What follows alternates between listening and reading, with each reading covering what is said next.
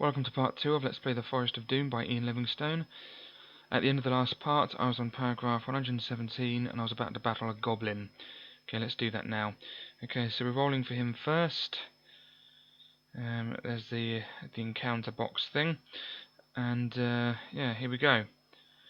So, rolling for him first, he has skill 5, I have skill 10. Okay, 9 plus 5 is 14. And I get 19, so 14 to 19. That puts him down to 2. I'll write in there 14 to 19. Okay, next. Okay, he gets a 7, that's 12. I get a 3, that's 13. So 12 to 13, that means he's dead. Good.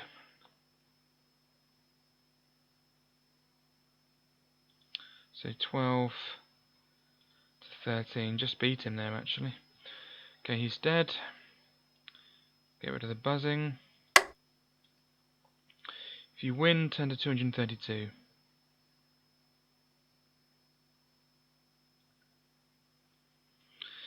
You bend down over the lifeless body of the mad goblin and examine the rod around its neck.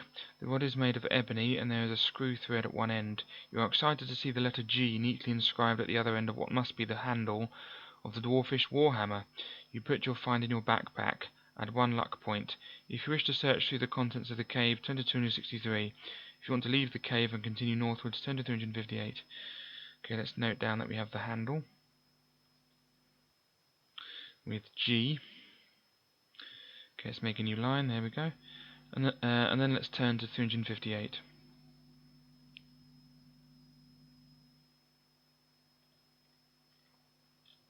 Hubba, hubba. Yeah, it is female. Rather she is female. Anyway, walking along the path, you do not notice a rope noose hidden beneath some fallen leaves ahead of you. Your foot catches in the noose and suddenly you are hauled into the air by the rope, which is tied to a sprung tree. In a second you are hanging upside down, suspended by your trapped foot. Test your luck. If you are lucky, your sword remains in its scabbard, and you are able to use it to cut yourself down from the man trap. 10 to 40. If you are unlucky, your sword slips from its scabbard and drops to the ground, leaving you dangling helplessly. 10 to 218. Okay, test our luck. Our luck is 12 at the moment, so we just need to get a score of 12 or less, which is a certainty, so this is a formality. Yep, that's 12 or less, so we were lucky, but we have to put our luck score down to 11, of course. Okay, then let's go to 40 because we were lucky.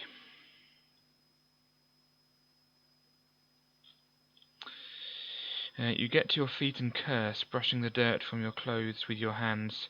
You are tempted to wait around to discover who set the trap, but decide against it. To continue northwards, turn to 274. Okay, let's go there now.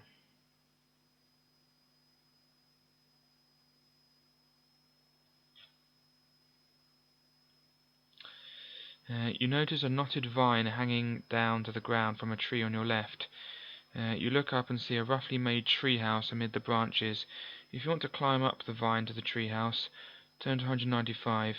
If you wish to continue walking north, turn to 109. Okay, we're going to continue walking north, turn to 109. We ain't going to climb that treehouse, no siree Bob. Okay, soon the path leads out of the trees onto a large plain with tall grasses. Beyond it you see rising ground and further off some low hills. The path splits and goes in 3 directions. If you want to go west, turn to 124. If you want to go east, turn to 72. If you want to continue north, turn to 309. Anything more? No. Okay, we're going to go west. So 124. The path ends at another junction. The way south leads back to the forest, so you decide to head north.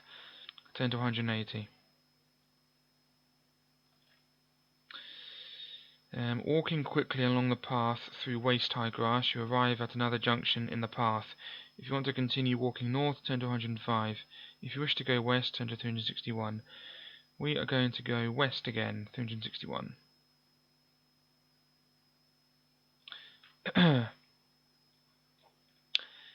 From not too far ahead comes the sharp noise of barking dogs drawing nearer. Suddenly a brown fox with eyes wide open in fear dashes past you, running east. The frantic yelping of the dogs gets louder. If you wish to face the oncoming pack of dogs, turn to 296. If you would rather hide in the tall grasses off the path and let them run past in pursuit of the fox, turn to 86. Okay, we're going to face the oncoming pack of dogs. So we're going to turn to 396, which is here. You draw your sword and stand to face the pack of dogs. They come into view in a cloud of dust. Galloping behind them is a masked rider wearing a long flowing cloak and riding a white stallion. He blows a horn and the pack of dogs comes to a sudden halt in front of you. There are 4 of them and you see that they are hunting dogs. The stallion stands motionless behind them with steam blowing from its nostrils in 2 long jets. The masked man looks at you without speaking. Will you start a conversation with him? Turn to 364. Attack the dog nearest to you. Turn to 96. Okay, we're going to start a conversation with him. Turn to 364. Here we are. You nod your head at the masked rider and bid him good day. He nods back but says nothing. You tell him of your quest to help the dwarfs of Stonebridge. He then jumps down from his mount, throws back his cape, and extends his right arm to shake your hand. You see that each of his fingers is adorned by a large gold ring. Will you attack him for his gold, turn to 276, or carry on the conversation, turn to 194? We're going to carry on the conversation, of course. It'd be really stupid to attack him, but probably be quite funny. 194, as long as you're not really in that situation. Okay, the man smiles and takes off his mask, explaining that he wore it to protect him against the dust and not to hide the face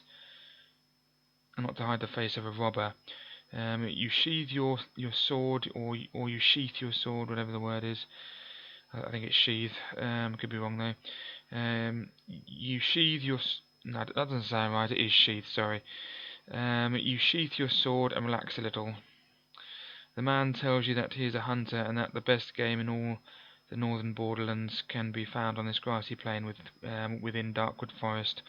He says that his hounds were chasing a wild boar when they lost its scent and picked up that of the fox mistakenly. He warns you of some of the dangerous beasts that lurk in these parts and finally says, "And if you are going to spend the night in Darkwood, you might need some of this." He drops some belladonna into your hand and jumps back on his stallion. Then with a sudden blow of his horn the dogs run off east. He turns and waves to you before galloping off in pursuit of his dogs. You put the belladonna into your backpack and set off west again. Turn to 208. Okay, so we have some belladonna. That comes from Deadly Nightshade. It's whoops, said belladonna. It's poison from Deadly Nightshade. I think it lowers one's heart rate, but obviously in low doses it acts like a drug. It's a drug, but like all drugs, they're just poisons in controlled doses, really. I mean, the difference between a poison and a drug is the dosage, really. But belladonna is actually in the tomato and the potato family. It's in the same family as those plants, which is strange how the tomato is edible, although I don't like them. And Deadly Nightshade is completely deadly. But apparently potato berries are poisonous as well. But I digress. Anyway, let's continue on. Turn to 208.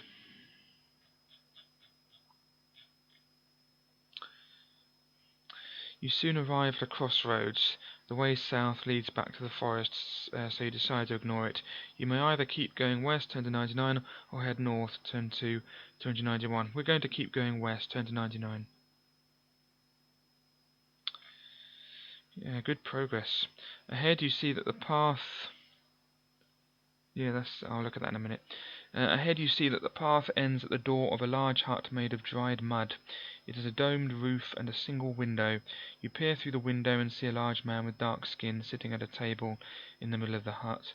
He is bare-chested and is flexing the muscles of his arms. If you wish to enter the hut, turn to 209. If you would rather return to the junction in the path, turn to 349. We're going to enter the hut, so turn to 209. Let's have a look at this first. Oh, he likes working out, doesn't he? Yeah, 209.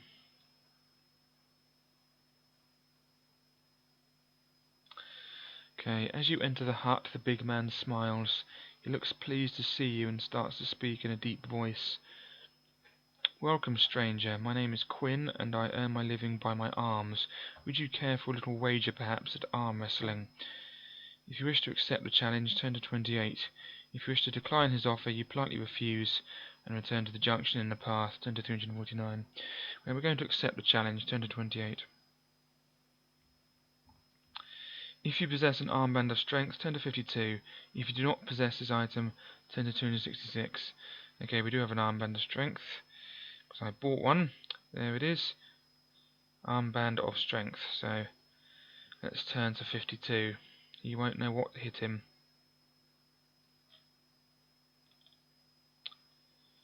Okay.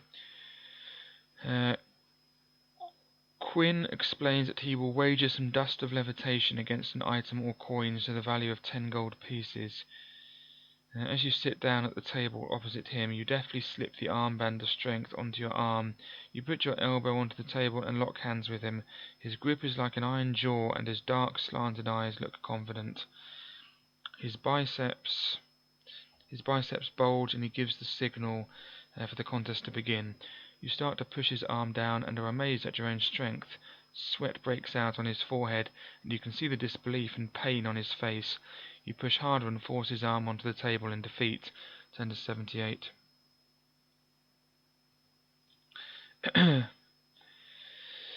Quinn stands up and walks silently to a wooden chest at the back of the hut. He lifts the lid and pulls out a small glass phial.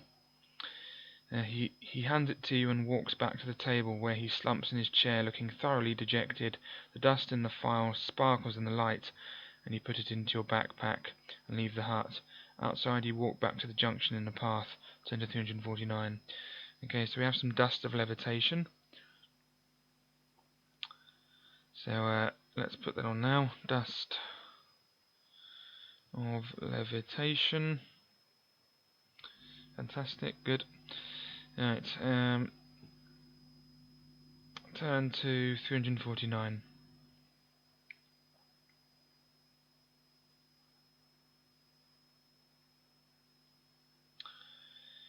Okay, you arrive back at the crossroads, ignoring the way south back to the forest.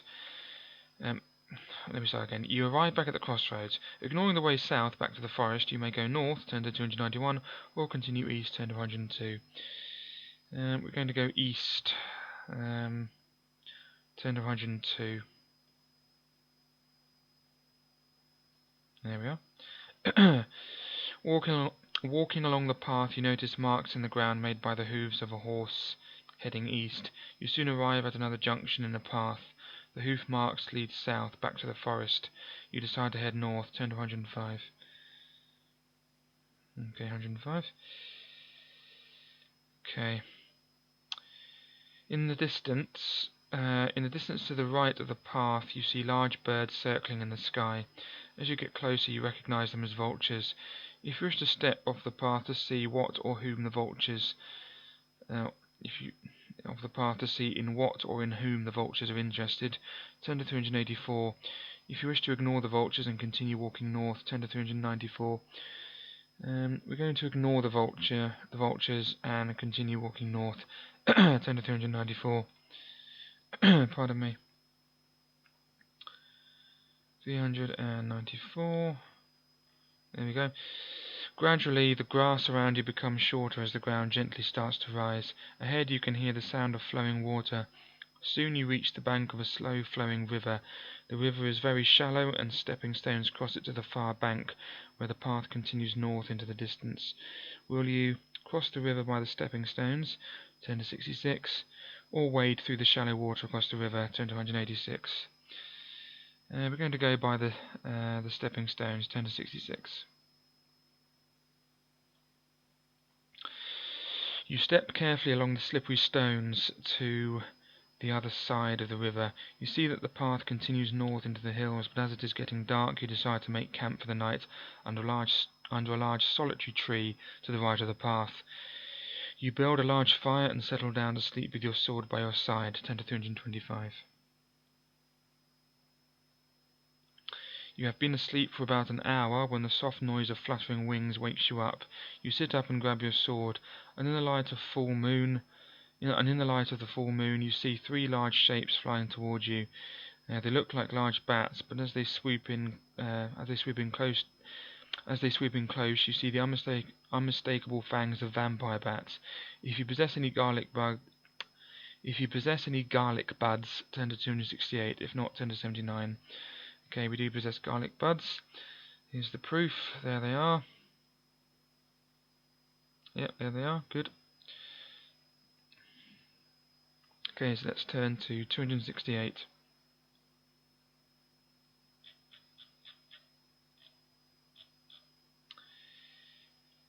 Okay, you reach quickly into your backpack and pull out the garlic buds.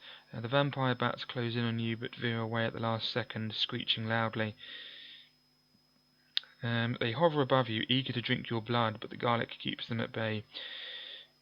Eventually, they fly off in search of some other prey. Leaving the garlic by your side, you settle down to sleep again. In the morning, you collect your belongings and head north along the path. Turn to 119.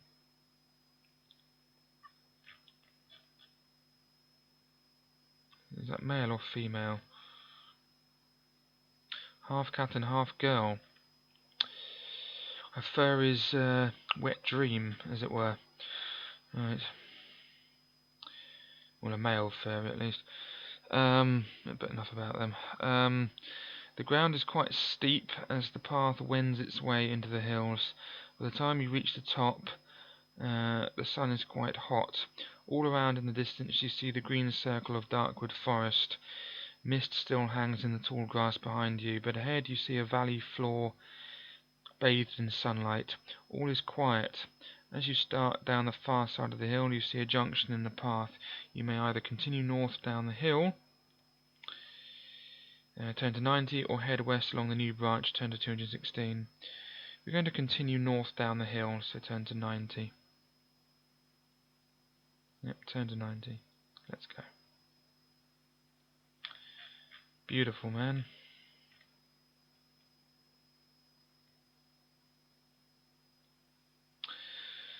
Okay, the path runs north down the hill between large boulders and rocks. You have an uneasy feeling that you are being watched.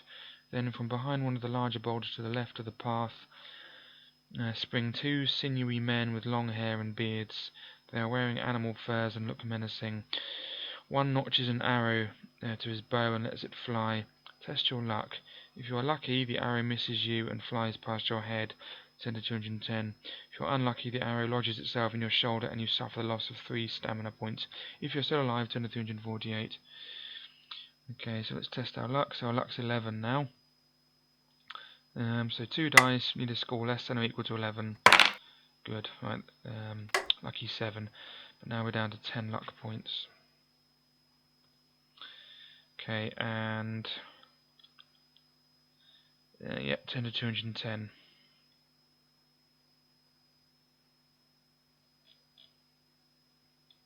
The men curse and oh wait a minute, I forgot to have a look at that picture.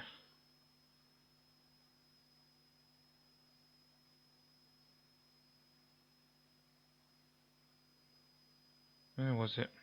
There they are. Okay, so 2 sinewy men with long hair and beards spring from behind a boulder. There they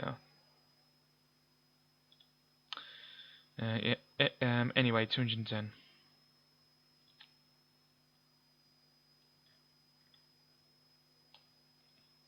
Okay, the men curse and jump up and down in anger at having missed you.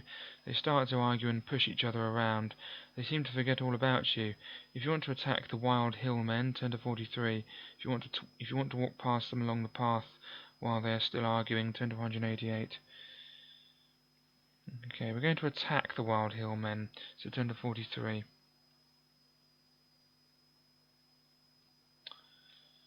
Okay. You draw your sword and charge the wild hill men, who stop their argument and turn towards you screaming and wielding axes. Fight them one at a time. If you win, turn to 50. You may escape by running north along the path, turn to 188. Okay, first wild hill man, second wild hill man, 7564. Okay. first wild hill man. Whoops, man. 7-5. Let's go.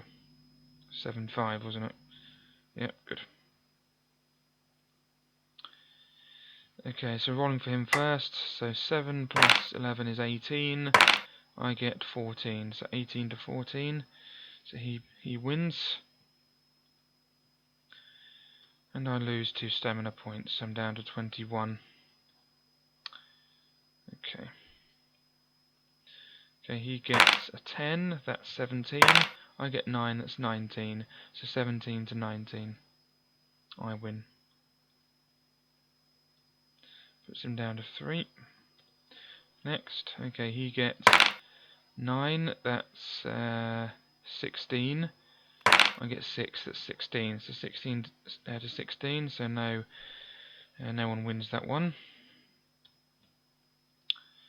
Okay, he gets a 4, that's 11. I get 6, that's 16. So 11 to 16, I win.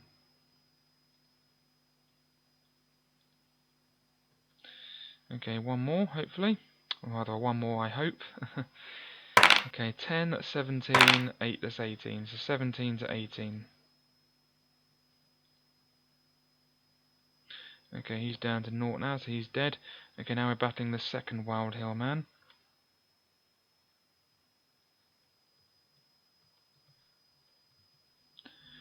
Okay, he had 6-4, didn't he? Okay, so rolling for him first, let's go.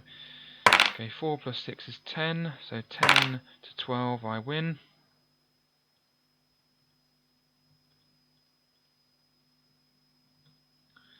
Down to 2. He gets a 4, that's 10 again. I get 6, that's 16, so 10 to 16. And he's dead, good. That's that, let's get rid of the buzzing. And then 10 to 50 because we won. If you win, 10 to 50. Let's go. Around the neck of one of the Wild Hill men you find a small silver key hanging on a small leather cord. You untie the leather cord and put the key in your backpack. You set off north again, turn to 188. Okay. Okay, we're going to take the silver key, of course. So, silver key. Fantastic. Okay, so turn to 188 because we're setting off north again.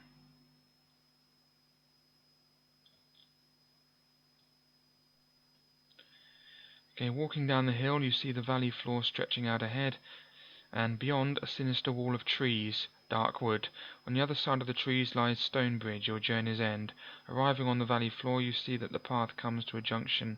If you want to head west, turn to 221. If you want to head east, turn to 359. Okay, we're going to head east, so turn to 359.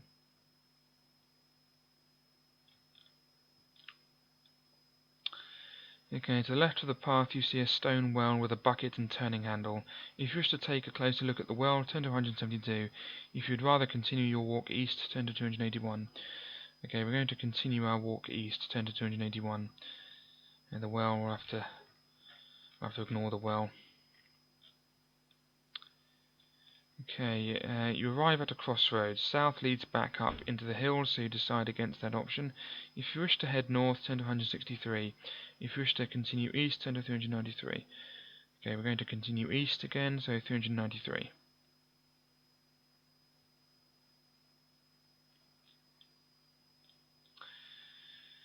Okay, leading along the quiet valley floor, the path comes to an end at a junction. The way south leads back into the hills, so you decide against it and head north. Turn to 369.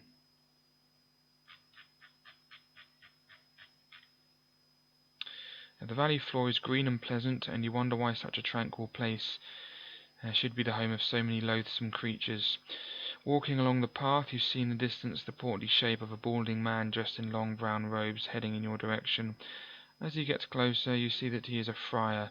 Will you start a conversation with him, turn to 191, or walk past him with a nod of the head, turn to 390?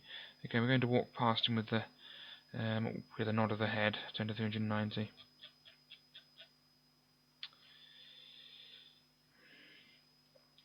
In the distance you see the dark brown wall of trees looming up before you.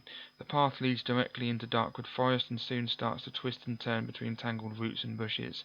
The path eventually splits. If you wish to continue north, turn to 190. If you wish to head west, turn to 280. Okay, we're going to head west, turn to 280.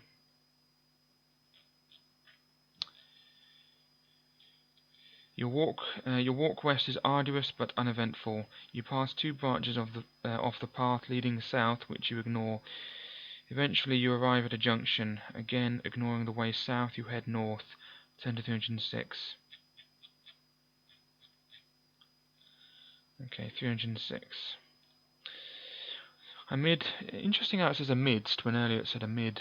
They both mean the same thing, except one just has an extra ST in it. Arguably, amidst is more archaic, but anyway. Amid the trees to the left of the path you see a small stone building covered with ivy and moss. If you wish to examine the building, turn to 291. If you wish to carry on north along the path, turn to 112. Okay, we're going to examine the building, turn to 391.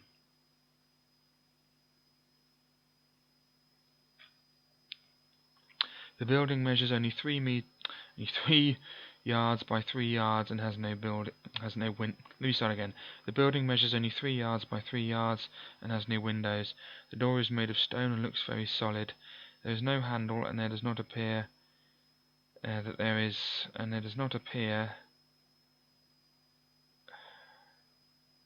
I think they said that wrong. There's no handle, and it does not appear that there is another way to enter the building.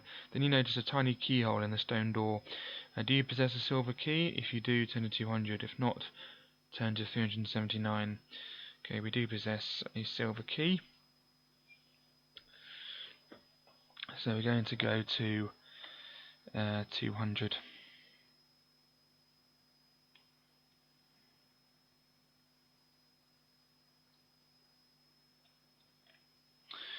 You take the small silver key from out of your backpack and place it into the keyhole. It fits perfectly and you give it a turn. The lock clicks and the stone door swings open. Stone stairs lead down from the door into gloomy depths. You cannot see a thing down the stairs. If you wish to descend the stairs, turn to 351. If you wish to leave the building, return to the path and head north, turn to 112. Before I decide, I'm going to use my potion of fortune. So I'm going to say used. There we go. So I'm going to use the potion of fortune, put my luck up to 13. So I'll say new luck 13 because it adds 1 to initial and puts it up. It adds 1 to the initial, then puts it up to maximum. So my luck's now 13. Lucky 13 indeed. Anyway, so we are going to descend the stairs, turn to 351. You step carefully down the stone stairs, feeling your way as you go. Slowly your eyes become accustomed to the dark and you begin to make out shapes at the bottom of the stairs. You are standing in a small square room with a low ceiling. The floor is thick with dust and there are cobwebs everywhere. In the middle of the room there is what appears to be a large stone box measuring approximately 2 yards by 1 yard. At the top of it is a great stone slab. Along one of the rough stone walls you find a small alcove with a candle in it. The floor is thick with dust and there are cobwebs everywhere. You may either light the candle, turn to 292, or walk back up the stairs, return to the path and head north, turn to 112. We're going to light the candle, so turn to 292. The light from the candle casts eerie shadows around the room. In the yellow light you see the face of an old man carved into the stone slab on top of the box. Then you notice the leg of a skeleton protruding from the shadows in the far corner of the room. You walk over to the skeleton to inspect it. The skeleton is small and the skull has sharp protruding teeth. It could be the skeleton of either a goblin or an orc. You walk over to the stone box. The slab on top looks as if it could be moved. If you wish to try to lift the stone slab, turn to 95. If you wish to ignore the slab, return to the path and head north, turn to 112.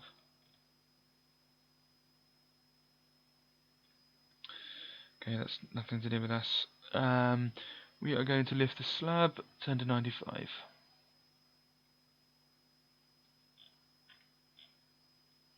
You try with all your might to move the stone slab, but it will not budge. Do you have any dust of levitation? If you do, turn to 173. If not, turn to 368. Okay, we do have the dust, so we're going to I'll just prove it. Dust of levitation. Remember, we got it from that arm wrestling man. Turn to 173.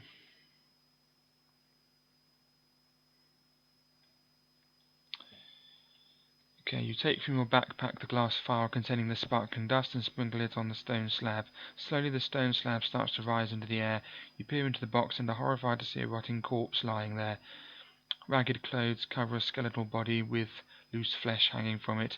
You have lifted the lid off a coffin containing some cursed undead creature and jump back in horror as you see its eyes flick open. You are in a crypt made foul by some unknown follower of darkness. Slowly the creature rises out of its coffin and moves towards you with outstretched arms. Do you possess any holy water? If you do, turn to 58. If not, turn to 227.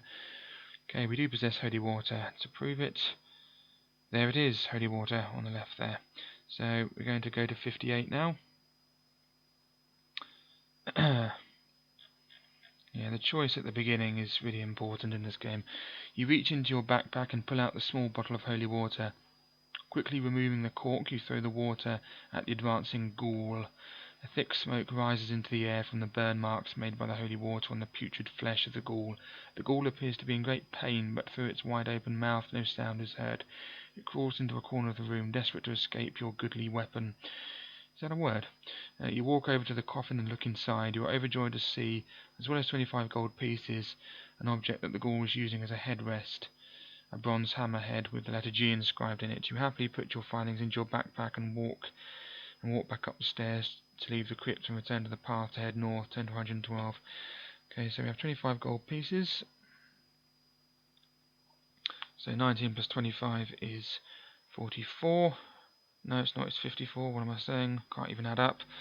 And we have the bronze hammerhead G. There we go. Moving on. We're going to go to 112.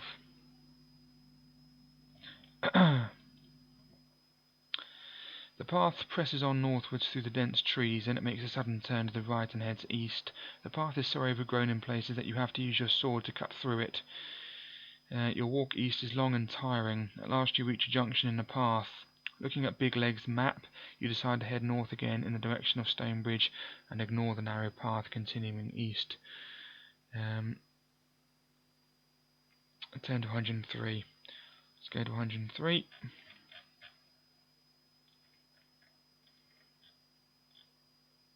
There it is. The path opens out into a small clearing. To your right you see a pile of branches, grass and pieces of rag, the lair of some large creature. Among the debris and old bones scattered about, you catch sight of something glittering. If you want to look more closely, turn to 57. If you wish to hurry north along the path, turn to 360. Okay, we're going to hurry north along the path, turn to 360.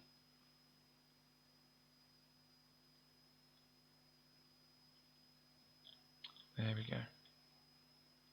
Walking along the narrow path, you suddenly hear the sharp crack of a twig breaking and the whispering of low voices.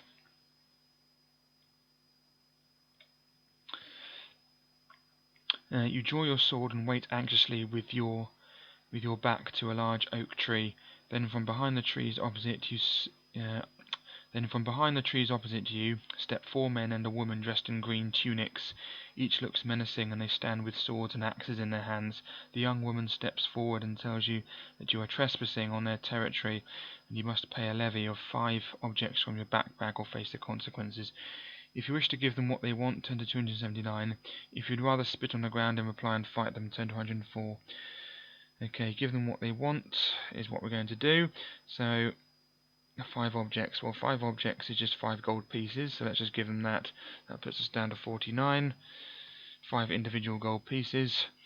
And then turn to 279. Let's have a look at them. Hubba. Very rough around the edges. Anyway, 279.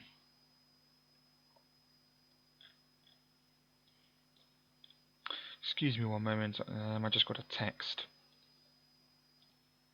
Sorry about that. Where was I? Here we are. 279. Treat all the items in your backpack as single objects, including each gold piece. Make the necessary deductions to your equipment list, and turn to 246. Yeah, so 5 gold pieces is enough. So 246. Here we go. The bandit woman takes the items from you and steps back to let you pass. You head north again and soon notice the trees beginning to thin out on either side of the path. Eventually the path leads out of the trees into a ploughed field. You are out of Darkwood Forest. Turn to 204. Okay, let's go to 204. The path leads through the field to a stone bridge over a clear stream. Beyond the bridge are the small cottages and wooden huts of a village. A sign on the bridge reads Stonebridge. You cross the bridge and see 2 old dwarfs with long white beards standing by a cottage looking at you. Do you have the hammerhead and handle with the letter G inscribed in them? If you do, turn to 400. If you possess neither or only one of these items, turn to 381. Okay, beyond the bridge are the small cottages and wooden huts of a village. There we go. A lovely, and there's our shadow. Anyway, we do. We possess both the hammerhead and the handle, both with G on them. So let's turn to 400. And indeed, this is the end of the book. Yes, only 2 parts. This one. If you know where you're going in this one is really easy, but really important that you get the right items at the start, because it makes it a lot easier to use the right way. And if you choose the right way and everything is perfect, really short book. If you don't, you'll be in trouble. I mean, that ghoul is quite nasty, if I remember. So you need the holy water for that ghoul, because he has the hammerhead. And yeah. You walk up to the old dwarfs and ask them to take you to Gillibrand. They eye you suspiciously, but agree to do so, commenting on your wounds and torn clothing. You got those in Darkwood Forest, I presume, says one of the dwarfs, pointing at various gashes on your body with his long clay pipe. Some people never learn. Adventurers are all the same. I can't see the sense in it myself. You walk through the village behind the 2 dwarfs and are aware of many dwarfish folk watching you. They begin to follow you, and a procession builds up behind. There are lots of mutterings and whispers among the crowd of dwarfs, and expectant looks show on their faces. Soon you arrive at the foot of stone steps leading up to a stone building. Outside the building, on an ornate wooden throne, sits a small old man with a long beard. He is wearing a crown but looks miserable and holds his head in his hands. You run up the steps, taking the hammerhead and handle from your backpack. At the sight of them, the old dwarf's eyes light up, and he jumps to his feet. Taking them eagerly from you, he starts to shout, my hammer, we are saved. Now, my people, we are ready to fight the trolls." The whole crowd erupts into cheering, waving their axes and swords in the air. You tell Gillibrand of Big Leg's misfortune and why you decided to continue his quest, and of all the monsters you have encountered on your way. Gillibrand listens and frowns at the news of Big Leg, his faithful servant. Then he opens a drawer in the bag in the base of the throne and reaches into it, pulling out a small silver box and a golden winged helmet, and hands them to you. The helmet is worth hundreds of gold pieces, and you proudly place it on your head. A great roar of approval comes from the crowd. You open the silver box and find dozens of jewels and gems. You put these in your backpack and wave to the happy dwarfs of Stonebridge. Your quest is over, and you are now wealthy beyond your wildest dreams. And that's it, just 2 parts. And that's the end of the book.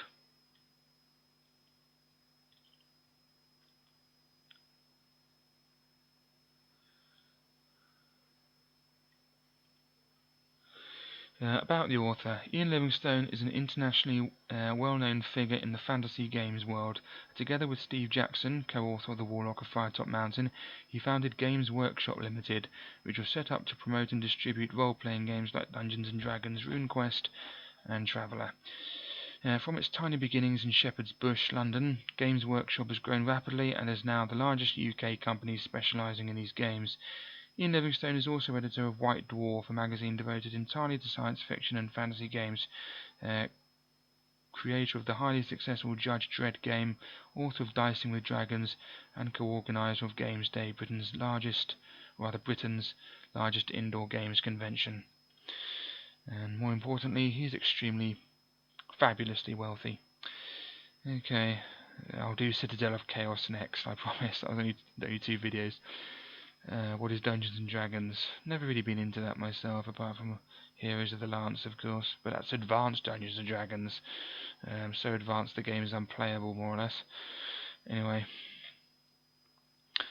thank you for watching. Let's play The Forest of Doom. Not a very long game, if you know what you're doing. Compared to some of Ian Livingstone's later books, I'm looking at you, Legend of Zagor, and Deathtrap Dungeon. This is quite an easy one. So thank you for watching. I'll do Citadel of Chaos next, and I hope that book will be a bit longer. So thanks again, and goodbye.